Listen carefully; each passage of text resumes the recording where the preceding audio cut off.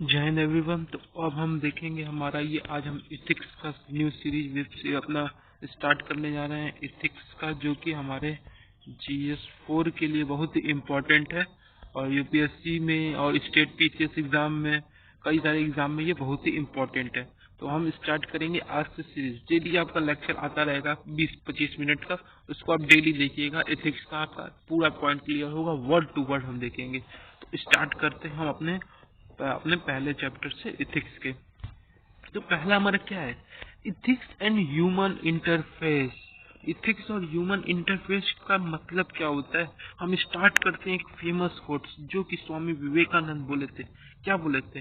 We know that knowledge comes, हम जानते हैं we know that knowledge comes, person grow, knowledge जैसे जैसे आएगा पर्सन ग्रो करेगा।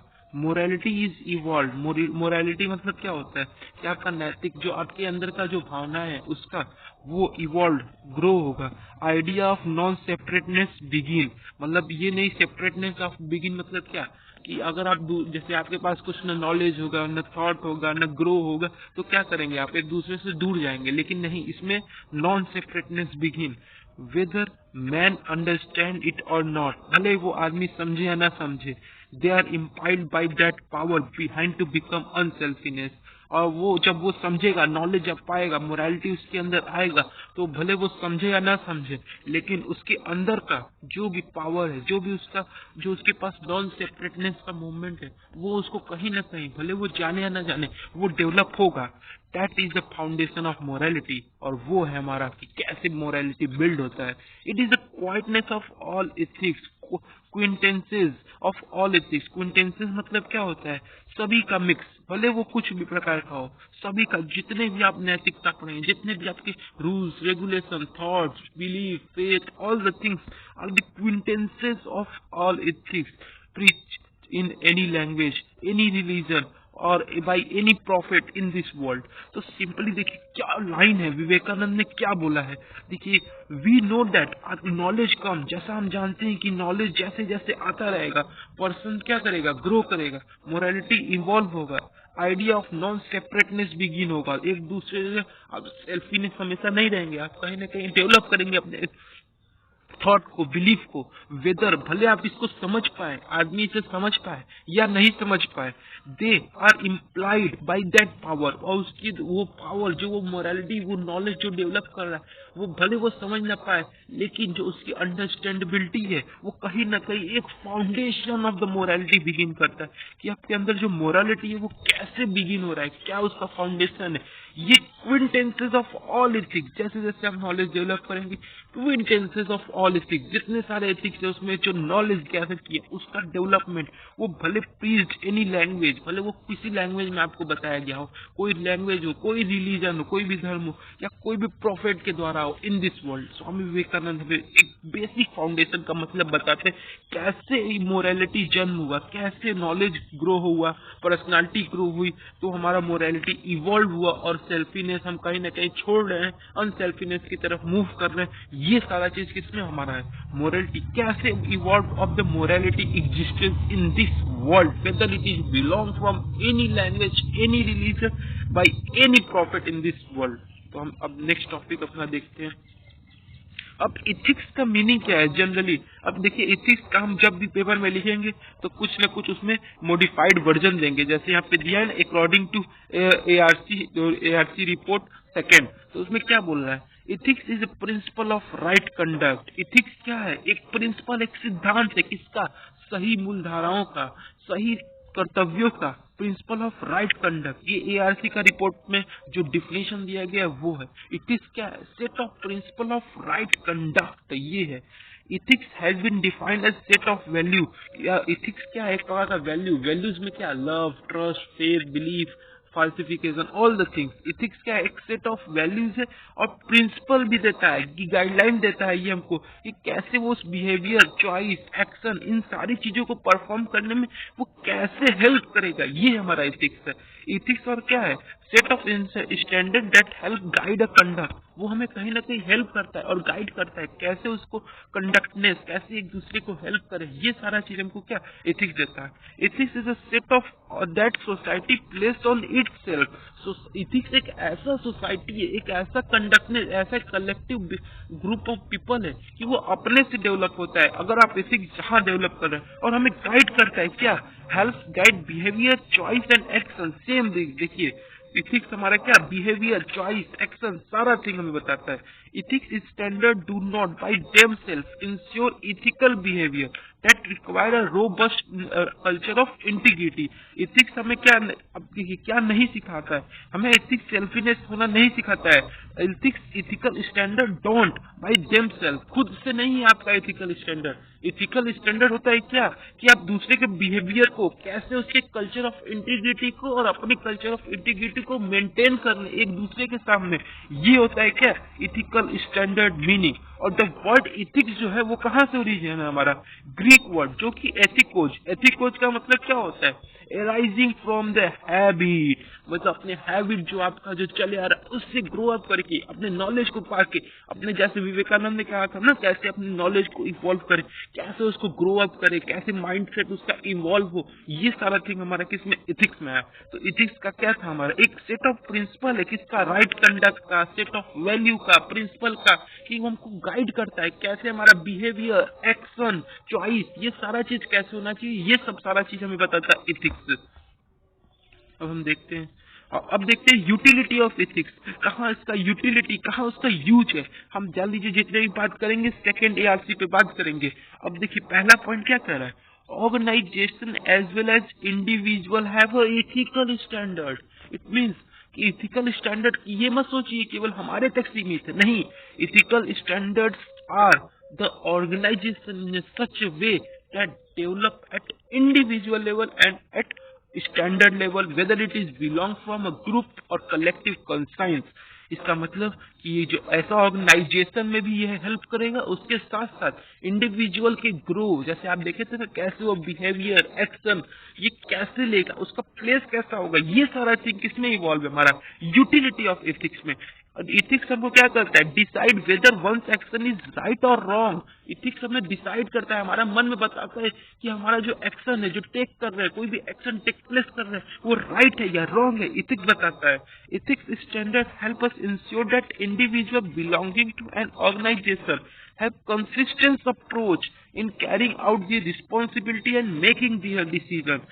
इथिकल स्टैंडर्ड एक प्रकार का क्या है, वो हेल्प इंश्योर करता है, वो इंश्योर करता है इंडिविजुअल को बिलोंग करके या ऑर्गेनाइजेशन को बिलोंग करके इंश्योर करता है, क्या इंश्योर करता है, कंसिस्टेंट अप्रोच। किसी काम को करने के लिए आपके अंदर कंसिस्टेंसी होना चाहिए अप्रोच को, कैरिंग आउट दियर रिस्पॉन्सिबिलिटी, जो भी आपको रिस्पॉन्सिबिलिटी दिया गया है, जो भी आपका डिसीजन मेकिंग है, वो सारा चीज इसमें इथिकल स्टैंडर्ड हेल्प करता है कैसे उसको हम इंश्योर करें।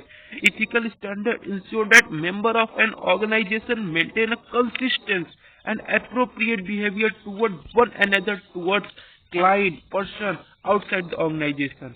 तो ये देखिए क्या है, इथिकल स्टैंडर्ड इंश्योर करता है कि कोई भी जैसे आप ऑर्गेनाइजेशन रन कर रहे हैं उसमें जो मेंबर हैं उनका कंसिस्टेंसी मेंटेन करने के लिए उनके साथ कैसे अप्रोप्रिएट बिहेवियर रखें, उनका कैसे एक दूसरे क्लाइंट और पर्सन से कैसे उनका रिलेशनशिप हो, इसको मेंटेन करने के लिए कैसा आउटसाइड ऑर्गेनाइजेशन इनसाइड ऑर्गेनाइजेशन आपका बिहेवियर एक्शन प्लेस एक्शन सब कैसा हो, ये सारा हमको क्या सिखाता है, यूटिलिटी ऑफ द एथिक्स। तो हमने यूटिलिटी ऑफ एथिक्स में क्या जाना कि ये एथिक्स क्या होता है, हमारा ऑर्गेनाइजेशन पे भी लेवल पे काम करता है और इंडिविजुअल लेवल पे भी काम करता है। ये हमें कहीं ना कहीं कुछ राइट या रॉन्ग होने का बताता है कि क्या हमारा इंश्योर करता है, क्या हमारे लिए सही है, क्या हमारे लिए गलत है।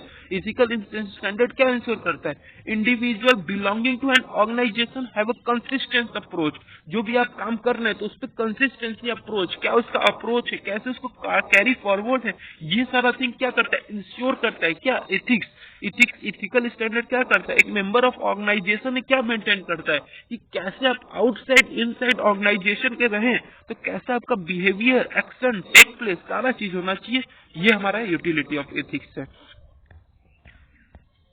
अब देखते हैं हमारा इनकलकेशन ऑफ वैल्यू। अब इनकलकेशन ऑफ वैल्यू मतलब क्या है कि इनकलकेट करिए। इनकलकेट मतलब क्या है, कैसे अपने आप को इवॉल्व करिए, ग्रो अप करिए, अपने वैल्यूज को कैसे कर सकते हैं ये बताया। तो अब ARC का रिपोर्ट क्या करता है, inculcation of value facilitate the subordinate of self to larger. ये बताता है कि कैसे आप अपने वैल्यू को अपने तक ही सीमित नहीं रख के लार्जर लेवल पे जाइए। सोसाइटियल गुड, कुछ को सोसाइटी के लिए गुड करिए। Engendering spirit of empathy for those in need, उसके लिए आप जरूरतमंद आइए, जो आपके लिए जरूरत है। जैसे आप देख लीजिए सामने कोई लड़का मान लीजिए वो गरीब है, भूख से मर रहा है, उसे तो आप खाना प्रोवाइड कीजिए। जो एम्पैथी आप प्रोवाइड कर रहे हैं, जो spirit of empathy generate those ameliorative and intervention. इसका मतलब क्या है कि आप उसके साथ कैसे जुड़िए और इंटरवेट कीजिए, मतलब उसके साथ पूछिए उसका समस्याएं क्या है, ये सारी चीज जानिए। ये हमारा स्किल्स को डेवलप करता है। Are not a skill which could be easily imbibe.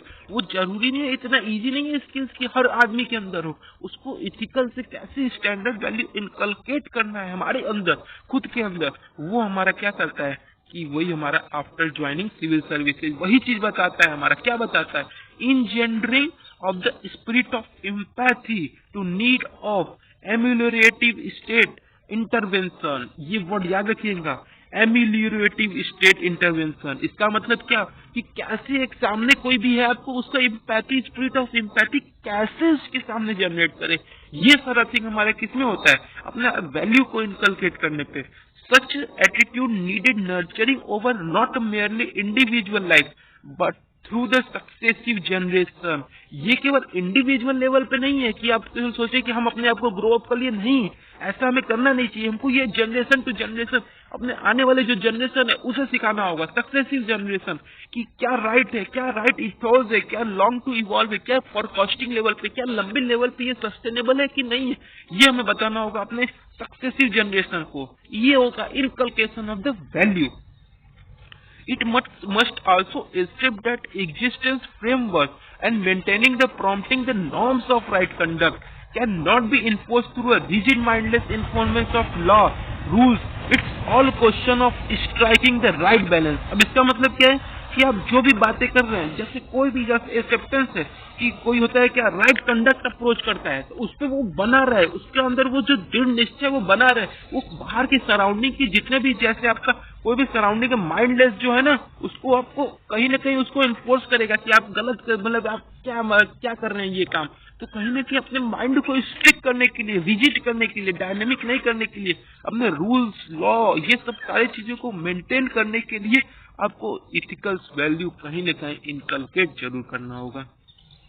तो इसमें हमने क्या देखा, इनकलकेशन ऑफ वैल्यू में क्या देखा, इनकलकेशन ऑफ वैल्यू में हमने देखा कि कैसे वो जो इथिकल वैल्यू है वो सेल्फ से लेके लार्जर तक जाता है, सोसाइटी के लिए गुड, सोसाइटी के लिए कोई गुड वर्क करने का हमारा हेल्प करता है। ये इंजेंडरिंग करता है क्या, स्पिरिट ऑफ एम्पैथी जनरेट करने के लिए एक दूसरे के लिए। जैसे ये क्या करता है, एमिलियोरेटिव स्टेट इंटरवेंशन। इसका मतलब क्या, एक दूसरे से इंटरवेन करके, एक दूसरे से कनेक्शन बना के, इंटरेक्शन करके कैसे अपने एथिकल वैल्यू, स्टैंडर्ड, एम्पैथी को जनरेट करना है।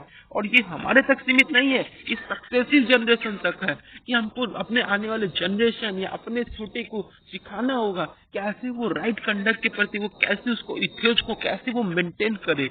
It must be accepted that existing framework of maintaining and prompting the norms of right conduct, वो कैसे उस राइट कंडक्ट को कैसे मेंटेन करे, बाहर के हर्डल को कैसे वो रिमूव करके अपने आप को आगे करे, ये सारा थिंग इसमें हमारा है। अब देखते हैं, अब बोला है क्या नीड है एथिकल कोड का, क्या है उसका नीड है।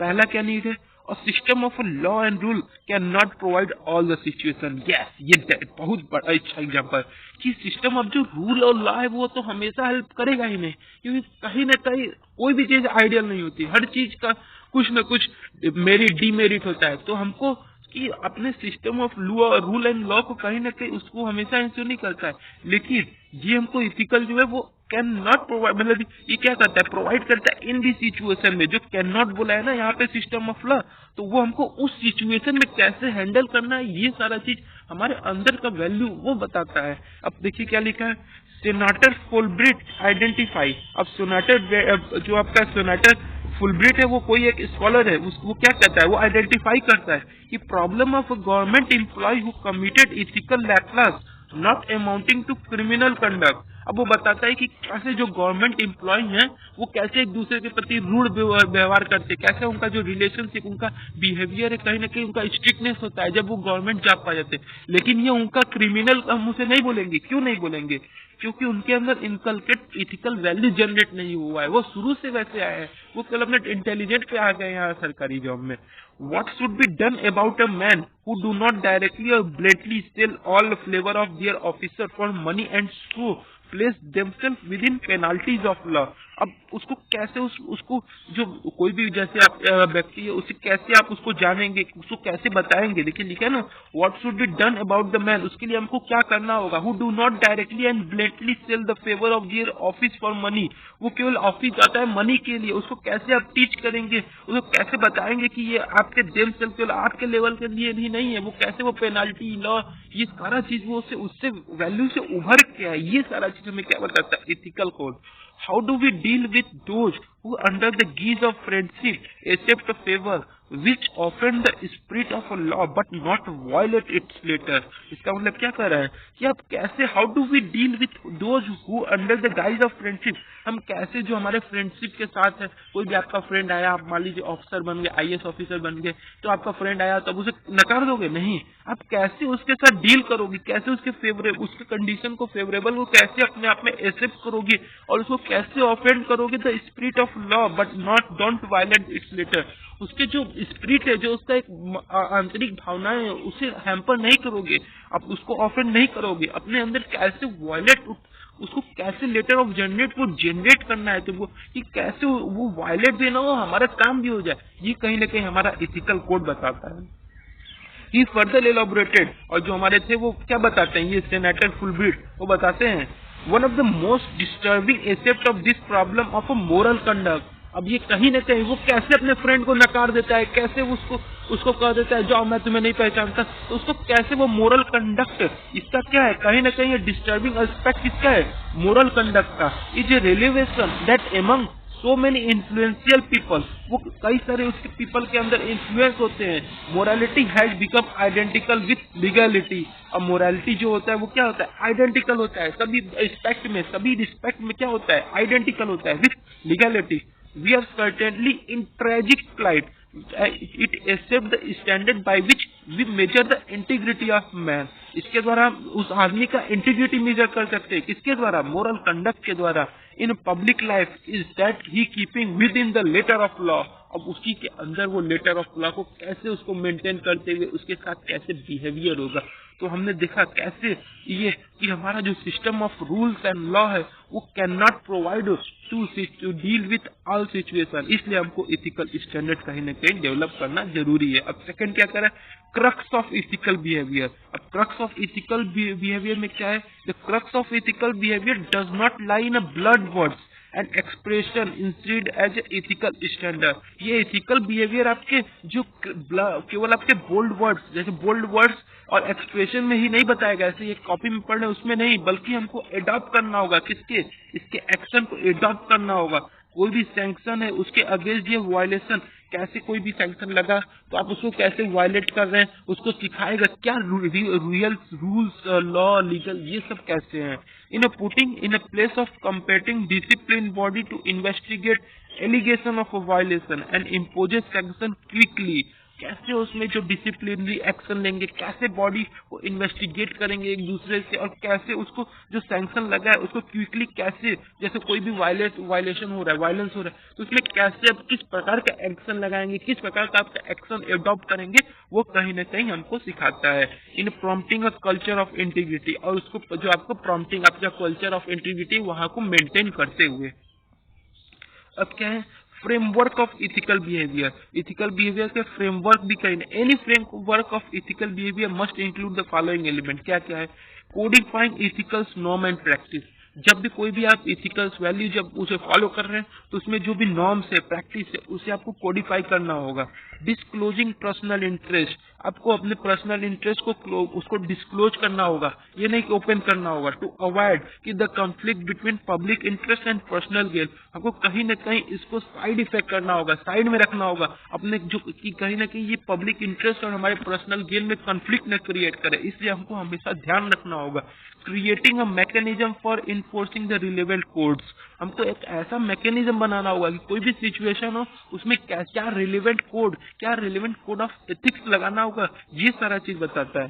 Providing a norms for qualifying and disqualifying a public functionary from office, ये एक प्रकार का नॉर्म्स, रूल्स, रेगुलेशन प्रोवाइड करता है, क्या क्वालिफाई करने के लिए, डिसक्वालिफाई करने के लिए, किसमें, public sphere, public functionary from office, ये प्रोवाइड करता है हमें। अब क्या है, formulating the code of ethics, कैसे हम कोड ऑफ एथिक्स उसमें फॉर्मुलेट करेंगे। अब देखिए इसमें स्टार्ट करते हैं। For formulating a code of ethics it should be useful to keep in mind advice of Napoleon. जब भी हम कोड ऑफ एथिक्स जब भी फॉर्मुलेट कर रहे हैं, कोई भी, जैसे अपने गवर्नमेंट या अपने अंडर, जितने भी हमारे अंडर आते हैं उसमें कोई भी आप रूल्स, लॉ, रेगुलेशन ला रहे हैं, तो उसको आपको नेपोलियन ने एक वर्ड का, मतलब ये अपना सेंटेंस दिया, उसको कहीं ना कहीं हमको कंसिडर्ड माइंड में करना होगा। क्या बोले, law should be so succinct that it can be carried in pocket of a coat, and it should be so simple that it can be understood by peasant। बोल रहा है कि लॉ एक ऐसा कठिन, मतलब कि law should be so succinate, वो ऐसा लॉ एक ऐसा सक्सीनेट मतलब कैसे उसको एब्जॉर्ब करना होगा, लॉ को कैसे हम एब्जॉर्ब करें कि हमारे वो पैकेट, वो कोट है उसमें हमेशा पॉकेट में रहे, मतलब हमेशा उसका नॉलेज रहे, लॉ को इस तरीके से हम सक्सीनेट करें, एब्जॉर्ब करें। And it should be so simple, और ये इतना सिंपल होना चाहिए कि हमारे जो ग्राउंड लेवल पे आके जो पीजेंट है, फार्मर है या किसान है, उसे इजीली अंडरस्टैंड होते। मतलब लॉ, हमको कोई भी ऐसा जब लॉ बना रहे हैं तो हमको क्या माइंड में रखना होगा, नेपोलियन बोला है कि law should be so simple as succinct that it can be carried in a pocket of a coat, but it should be so simple it can be understand by peasant. Yes, law जो है आपको पहले ऐसा succinate, ऐसा absorb करना होगा mind में कि वो आपके पॉकेट में रहे, हमेशा आपके दिमाग में रहे, और इतना सिंपल होना चाहिए कि आपके ग्राउंड लेवल पे फार्मर तक भी वो समझ पाए, ये नेपोलियन बोलता है। अब लिमिटेशन क्या है हमारे कोड ऑफ एथिक्स के, ethics is a set of standard that helps guide conduct, ऐसा आपने देखा है, इथिक्स का मीनिंग देखा कि कैसे वो सेट ऑफ स्टैंडर्ड है, कैसे हमको राइट कंडक्ट करेगा, क्या राइट करना है, क्या रॉन्ग करना है, ये सारी चीज बताता है। One of the problem is that present code of the conduct are not direct to the point, they are fully vague terms that rarely indicate prohibition directly। कि हमको जो ये कोई भी, जब भी कोड ऑफ एथिक्स हम लॉ कर रहे हैं तो वो कैसी प्रॉब्लम जनरेट कर देता है, किसी को डायरेक्ट इन्वॉल्व करता है, किसी को इनडायरेक्ट इन्वॉल्व करता है। ये फुल वैग्यू सरमन है, मतलब कि कहीं ना कहीं ये एक सरमन मतलब क्या होता है, जो आपको कोई भी आपको, मतलब कि आपको कोई आपको समझे सर्वेंट या किंग, आपको कहीं ना कहीं वो कोई भी जो कोड ऑफ एथिक्स लाएगा वो कहीं ना कहीं आपको हार्म कर रहा है, भले वो डायरेक्टली ना हो, इनडायरेक्टली हो, तो वो कहीं ना कहीं आपके जो कोड ऑफ एथिक्स है उसको हार्म कर रहा है। तो उसे हमको क्या करना है, कहीं ना कहीं उसको ऐसा वैल्यू देखना होगा कि वो हमारे किसी को अंदर पर्सनल लेवल पे ना हार्म हो, ऐसा हमको कोड ऑफ एथिक्स करना होगा। अब देखते हैं क्या है, to fight the deviation from the ethical norm in the government. अब क्या फाइट, मतलब कि क्या डेविएशन है कि एथिकल स्टैंडर्ड में जब हम रहते हैं तो क्या फाइट है गवर्नमेंट और रूल्स एंड रेगुलेशन में, तो ये सारा चीज हम देखेंगे। तो इसमें क्या बोला है, according to the ARC and across the board effort is needed to fight deviation from ethical norm. मतलब कि कोई भी जब एथिकल रूल्स रेगुलेशन ला देते हैं तो उसमें क्या क्या फाइट हमको करना पड़ सकता है गवर्नमेंट के अंडर रहते हुए। Ethics in government have a much wider import than that happen in a different arm of government। Ethics जो गवर्नमेंट में है वो बहुत बड़े एस्पेक्ट पे है कि क्या हो रहा है, क्या उसके डिफरेंट, गवर्नमेंट के क्या डिफरेंट आर्म्स है। आर्म्स कैसे हो सकते हैं गवर्नमेंट के, इथिकल नॉर्म, जैसे कैसे फेथ, बिलीव, ये सारा चीज क्या है, आर्म ऑफ द गवर्नमेंट, उसको कैसे आपको मेंटेन करना है। And across the board effort needed to include corporate ethics and ethics is business. ये वो इम्पोर्टेंट है कि कहीं ना कहीं कोई भी, जैसे आप रूल ऑफ लॉ ला रहे हैं, बोर्ड एफर्ट ला रहे हैं, तो उसमें कैसे आप कॉर्पोरेट एथिक्स, मतलब आप इनकलकेट करिए, कैसे इंक्लूड करिए उसमें कॉर्पोरेट एथिक्स को भी। एक दूसरे, जो आपको कोई भी रूल्स या लॉ ला रहे हैं तो उसको कैसे एक दूसरे कॉर्पोरेट करें। और बिजनेस इन एथिक्स, और उसमें बिजनेस के कैसे वो डील करना है, उसको डीलिंग किस टाइप के पर्सन को किस टाइप का डीलिंग मिले, ये भी हमको इंश्योर करना होगा। तो कहीं ना कहीं कोड ऑफ एथिक्स लाने के लिए हमको क्या इंश्योर करना होगा कि corporate ethics and business ethics. In fact there should be paradigm shift from the prerogative business ethics to ethics in business. हमको बिजनेस एथिक्स नहीं करना होगा जैसे बिजनेस लोग नहीं करते हैं, हमको कहीं ना कहीं in fact there should be a paradigm shift from prerogative business ethics to ethics is business. तो लोग क्या करते हैं, अधिकतर क्या करते हैं कि पहले तो बिजनेस एथिक्स रहता है कि कहीं ना कहीं हम जो रूल्स और लॉ फॉलो कर रहे हैं वो हमारे लिए बिजनेस एथिक्स है। कहीं ना कहीं जब अभी इंश्योर करेंगे कोई भी लॉ रेगुलेशन तो हमको बिजनेस एथिक्स पता होना चाहिए। लेकिन आज लोग क्या कर रहे हैं, लोग कर रहे हैं एथिक्स इज बिजनेस कर दे रहे हैं कि मतलब कि जो एथिक्स है उसी में बिजनेस करने लग रहे हैं कि नहीं तुम्हारे लिए ये सही है, तुम्हारे लिए ये गलत है। ऐसा नहीं होना चाहिए। तो हमको कहीं नहीं कि आज के समय ये फैक्ट बताया है कि ये ऐसा हो सकता है। This is a need for ethics in every profession, voluntary organization and civil society structure, as these entities are now virtually involved in the process of governance। इसका मतलब क्या है कि हमको ये एथिक्स जो है वो सभी एवरी प्रोफेशन में, सभी प्रोफेशन में लगाना होगा, सभी वॉलेंट्री ऑर्गेनाइजेशन में, सभी सिविल सोसाइटी स्ट्रक्चर में लगाना होगा कि वो जो है इनिशियल लेवल पे प्रोसेस ऑफ गवर्नमेंट में सभी में इन्वॉल्व हो। ऐसा होना चाहिए हमारा। Finally, there should be ethics in citizen behavior because such behavior implies directly on ethics in government and administration। और जो भी हम एथिक्स ला रहे हैं तो उसमें जो सिटीजन का क्या इम्पैक्ट है, क्या उसका बिहेवियर उसका उस लॉ के प्रति है, वो कहीं ना कहीं ज्यादा इम्पोर्टेंट है। जब भी हम रूल्स या लॉ एथिक्स इन गवर्नमेंट में ला रहे हैं, गवर्नमेंट में एथिक्स ला रहे हैं या एडमिनिस्ट्रेटर ला रहे हैं, तो हमको कहीं ना कहीं अपने माइंड में ये सारी चीजों को वैल्यू को रख के ही हमको सोचना होगा। अब उसके बाद देखते हैं क्या है ethics in public relation. Ethics in public relation में क्या है, पहला रोल ऑफ इथिक्स क्या है हमारा। The role of ethics in public life has many dimension, बहुत सारे डायमेंशन। ये ARC का रिपोर्ट है। At one end it is expression of high moral value. एक क्या बताता है पब्लिक लाइफ में क्या कहीं ना कहीं हमारे मोरल वैल्यू को इनकलकेट करता है, इन्वॉल्व करता है, हाई करता है। और अनदर क्या है specify the action for which public functionary can be held legally accountable. कि जब भी कोई भी हम वर्क कर रहे हैं तो उसमें वो कैसे जो पब्लिक वर्क है कैसे उसमें लीगली इन्वॉल्व है, लीगली उसमें अकाउंटेबल है, वो सारा चीज हमें बताता है क्या इथिक्स इन पब्लिक रिलेशनशिप। तो कहीं ना कहीं हमको किस प्रकार का इथिक्स डेवलप करना है, मोरल वैल्यू इससे जनरेट होता है, और जो पब्लिक के फंक्शनरी वर्क है उसको कैसे अकाउंटेबल है, सभी के लिए अकाउंटेबल, ये सारा चीज है हमारा। अब इथिकल स्टैंडर्ड क्या है, कई सारे इथिकल स्टैंडर्ड ARC रिपोर्ट ने दिया है। तो पहला क्या है ethical standard for a holder of public office, Nolan and Y K Sabharwal. अब ये देखिए इथिकल स्टैंडर्ड बताया गया है पब्लिक ऑफिस के लिए किसके द्वारा, नोलन कमेटी और वाईके सब्रवाल कमेटी द्वारा। One of the most comprehensive statement of what constitute ethical standard for holder of the public office came from the Committee of Standard in Public Life in the UK, popularly known as Nolan committee. और जो हमारे ethical standard बताए गए हैं किसके द्वारा, Nolan committee द्वारा, कि क्या पब्लिक लाइफ में कैसा होना चाहिए, कैसा रिलेशनशिप होना चाहिए, क्या पब्लिक ऑफिसर होल्ड करता है। ये यूनाइटेड किंगडम द्वारा एक कमेटी बनाया गया जिसे हम नोलन कमेटी कहते हैं। नोलन कमेटी क्या बताता है कि किसको आप पब्लिक लाइफ में आइडेंटिफाई कैसे करेंगे किसी चीज को, मतलब कोई भी रूल रेगुलेशन। तो उसमें क्या बताया नोलन कमेटी में कि सेल्फनेस होना चाहिए, इंटीग्रिटी होना चाहिए, objective, accountability, openness, honesty, leadership are the 7 principle और standard of a public life identify the Nolan committee. और नोलन कमेटी में ये सातों की होने चाहिए किसके लिए, कोई भी पब्लिक लाइफ में आइडेंटिफाई करने के लिए ये 7 गुण जरूर होने चाहिए। क्या, selfness, integrity, objectivity, accountable, openness, honesty, leadership, ये सारा सातों चीज।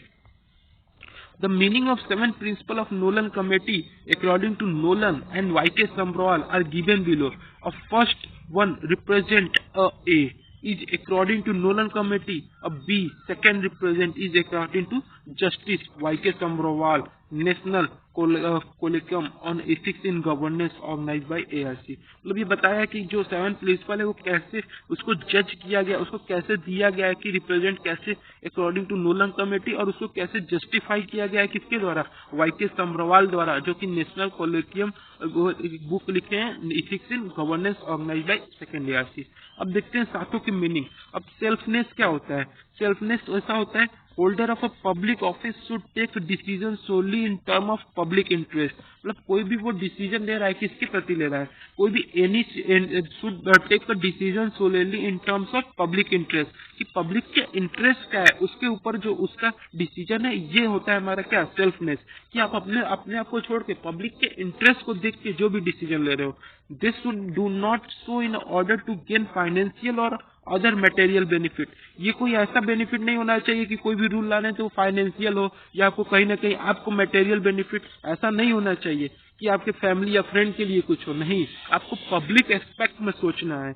The means of holder of public officer are expected to conduct themselves such that they are subserve the public interest at against of interest of self. Yes, कि आप कोई भी आप ethics ला रहे हैं, कोई भी रूल्स ला रहे हैं, पब्लिक ऑफिसर में ला रहे हैं, तो पब्लिक ऑफिसर ऐसा उसको कंडक्ट करना होगा कि वो पब्लिक के इंटरेस्ट को सर्व करे, न कि अपने इंटरेस्ट को सर्व करे। वो उससे हमको कहीं ना कहीं हमको सेल्फनेस बताता है कि पब्लिक लाइफ में रह के उसके टर्म को सोचना होगा, उसके तरफ जाके सोचना होगा, रेदर देन अवर सेल्फ। अब इंटीग्रिटी का मतलब क्या होता है?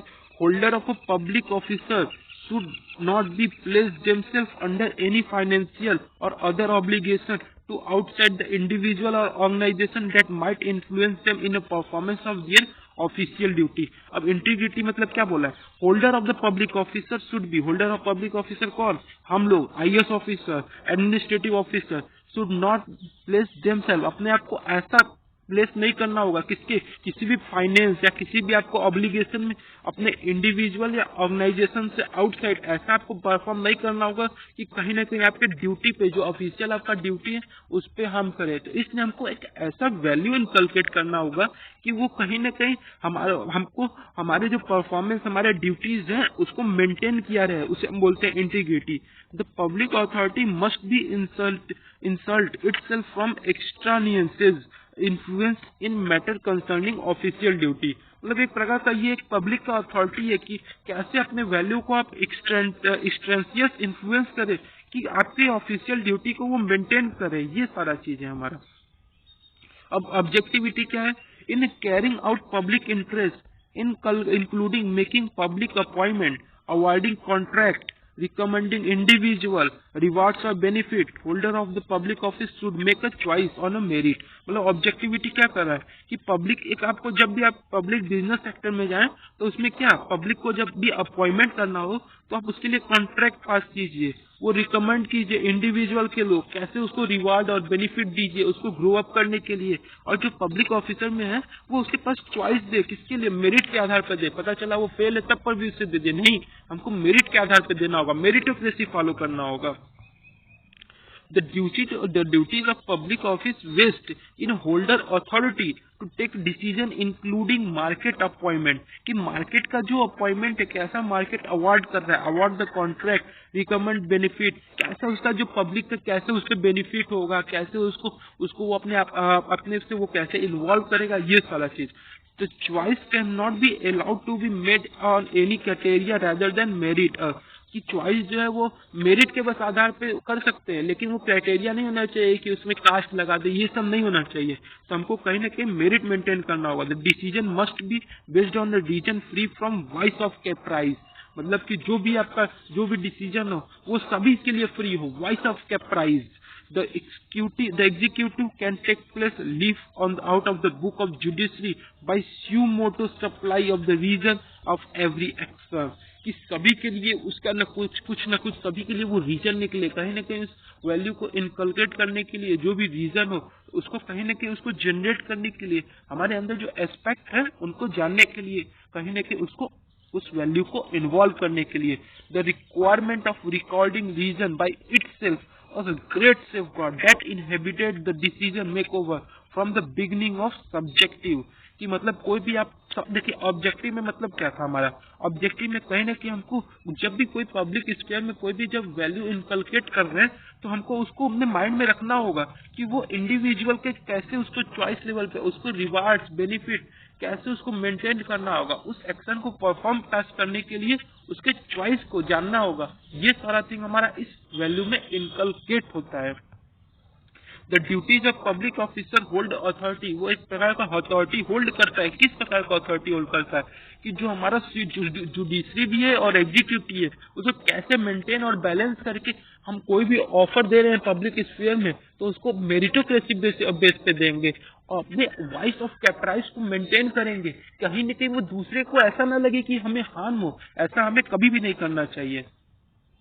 अब अकाउंटेबिलिटी क्या है, जो holder of the public office are accountable for real decision and action to be public must be submit themselves to whatever scrutiny is appropriate to their office. अब ये क्या होता है, अकाउंटेबिलिटी एक प्रकार का holder of the public office होता है जो अकाउंटेबल होता है कि कुछ भी अगर गड़बड़ी हुआ आपके ऑफिस में, देखिए यहाँ पे लिखा है ना, must submit themselves to whatever scrutiny to appropriate their office. आपके ऑफिस में क्या स्क्रूटनी, क्या उसमें प्रॉब्लम, क्या डिसोल्यूशन है तो उसको आप अकाउंटेबल होंगे। अकाउंटेबिलिटी का ये है कि कुछ भी आप गड़बड़ हुआ, डिसीजन हुआ, तो कोई भी एक्शन लिया गया पब्लिक में तो उसको जवाब देने के लिए जवाबदेही कौन होगा, आप होंगे। Any public officer is an office of trust. कोई भी पब्लिक ऑफिस होता है क्या होता है, एक ऑफिस ऑफ ट्रस्ट का होता है। Therefore, the public figure existing by state function, this include the member of legislature is accountable for all action taken performance of the function of their office. It naturally flows from this that every act of commission or omission has to yield scrutiny, whether the way of internal, external audit mechanism, the audit not in a narrow sense of audit of account but appraisal of the cause of the consequences every state action। अब देखिए बता रहा है क्या इसमें accountability की, जो हमारा अकाउंटेबिलिटी मतलब क्या कि कोई भी ऑफिस होता है किसका होता है, ऑफिस ऑफ ट्रस्ट का होता है। कैसे उसको ट्रस्ट डेवलप करे तो कहीं ना कहीं कुछ भी ऑडिट होता है तो ऑडिट ऑफ अकाउंट का हो या उसके नैरो सेंसेस का हो, उसके अप्रेजल का हो, उसको कैसे अप्रेज करे, मतलब उसको बढ़ाई दे या उसको घटा वो मतलब उसको कहीं ना कहीं लोअर डाउन करे। उन सारों चीजों को मेंटेन करने के लिए कहीं ना कहीं जो वैल्यू ऑफ एथिक्स उसको डेवलप करना, तो ये सारा चीज हमारा किसमें आता है, अकाउंटेबिलिटी में आता है। कि आप उसके लिए हमेशा क्या हो, एप्रोप्रिएट स्क्रूटनी, जो भी आपके ऑफिस में रहे उसको आप डिसॉल्व करने के लिए जो भी आप वैल्यू उसमें इवॉल्व कर रहे हैं तो वो सारा चीज किसके लिए अकाउंटेबल है, आपके लिए अकाउंटेबल है। फिर उसके बाद क्या है, ओपननेस। ओपननेस में क्या आता है हमारा कि ओपननेस शुड बी ओपन और possible about the decision and action with that we take. मतलब कोई भी आप डिसीजन या एक्शन ले रहे वो सबके लिए हो, सबको जागरूक करे। There should be give a reason for their decision and restrict information only the wider public interest clearly demands। कि कोई भी आप जैसे ऑफिस में अपने इनकलकेट कर रहे हैं, वैल्यू कर रहे हैं तो वो सभी के लिए हो, ओपननेस हो, कोई के लिए रिस्ट्रिक्टनेस हो ही ना। इन्फॉर्मेशन पता चला कोई भी आप स्कीम ला रहे हैं तो वो स्ट्रिक्ट ना हो, वो बल्कि सभी लेवल पे हो, सभी एस्पेक्ट पे हो, ओपन हो। Only the when wider public interest is clearly demand, कि वो जब वाइडर पब्लिक डिमांड कर रहा है तब उसके लिए वो इनकलकेट हो, उस वैल्यू को इनकलकेट करने के लिए हम ओपननेस होना चाहिए। There is no better disinfectant than sunlight. इसका मतलब सही बात बोला, there is no better disinfectant than sunlight. मतलब जहां तक आप पहुंचाना जा सकते हैं अपने इंफॉर्मेशन को, अपने स्कीम्स को, वहां तक आप पहुंचाइए। The transparency has been the mantra of all official act. कि ट्रांसपेरेंसी होना सभी जितने भी एस्पेक्ट हैं, सभी भी जितने भी ऑफिशियल एक्ट हैं, ट्रांसपेरेंसी एक प्रकार का मंत्र है, वही मेंटेन करना है। Judiciary follow the scrupulously by conducting it proceeding in open. कि जो भी जुडिशरी आप फॉलो कर रहे हैं, जो भी आप एक्टिंग परफॉर्म कर रहे हैं, टास्क परफॉर्म कर रहे हैं, वो ओपन होना चाहिए सभी के एस्पेक्ट में। और ट्रांसपेरेंसी क्या ब्रिंग करता है, इनहेरेंट चेक, कि सभी को वो चेक करने का अलाउ हो कि आप कहीं गलत हो या कहीं रॉन्ग हो। तो ये क्या है, introduction of right to information. सभी को आरटीआई, राइट टू इंफॉर्मेशन सभी के पास होना चाहिए, इसलिए हमको ओपननेस करना कहीं न कहीं जरूरी है। और छठवां क्या आता है, honesty. Yes, that is very absolute. The honesty of a public officer have a duty to declare any private interest relating to their public duties and to take steps to resolve any conflict arising in the way of protect the public interest। कि hold जो officer है ऊपर, जो public officer का holder है, वो कोई भी डिक्लेयर ड्यूटी करे तो वो प्राइवेट इंटरेस्ट को रिलेट कैसे करे पब्लिक ड्यूटीज को, कैसे वो स्टेप कोई भी कंफ्लिक्ट हो रहा है, कैसे उस स्टेप को, कैसे उसको कंफ्लिक्ट को रिजॉल्व करने के लिए जो भी स्टेप ले रहा है तो वो एक प्रोटेक्टिव वे में होना चाहिए कि पब्लिक इंटरेस्ट को वो कहीं ना कहीं प्रोटेक्ट करे, ऐसा होना चाहिए हमारा। और जो भी रूल्स एंड लॉ रेगुलेशन ला रहा है वो जुडिशरी एस्पेक्ट पे क्या हो, उसे फॉलो करे। The rule that justice is not only to be done but at seen to be done, केवल वो डन नहीं हो बल्कि वो सीन हो कि कैसे उसको आप देख रहे हैं, उसको जो आपका जस्टिस वैल्यू है उसको क्या कि ऑनेस्टी उस लेवल पे होना चाहिए कि जो भी आप इनकलकेट कर रहे हो office of the holder of the value, उसमें क्या होना चाहिए कि उसके प्रति वो क्या एस्पेक्ट हो, क्या उसको आप कैसे रिजॉल्व करें कि कहीं ना कहीं किसी पर्सन के हार्मनी को हार्म न करे, कि वो पता चला वो किया लेकिन वो कहीं ना कहीं आपको करप्ट समझ रहा है। तो आपको ऐसा एक सिस्टम बनाना होगा, rules law of code of ethics बनाना होगा कि कहीं ना कहीं आपके जो ऑनेस्टी पर्पज है उसे वो मेंटेन करें। Taking decision in a matter कि वो पब्लिक एस्पेक्ट भी हो, वो कहीं ना कहीं जो डिसीजन है उसको हर लेवल पे और हर सभी को हार्मोनी को उसको कहीं ना कहीं कंसेंस दे। ये सारा है इसका ऑनेस्टी का मीनिंग। और लास्ट देखते हैं लीडरशिप। और लीडरशिप में क्या होता है कि जो सपोर्ट करे, किसके द्वारा, जो लीडरशिप क्या होता है, वो ट्रू लीडर क्या होता है, जो एग्जाम्पल के द्वारा लीड करे अपने किसको, पब्लिक एस्पेक्ट में, उसे हम बोलते हैं लीडरशिप। तो ये हमारा रहा 700 एस्पेक्ट। अब नेक्स्ट लेक्चर नेक्स्ट वीडियो में। थैंक यू, जय हिंद।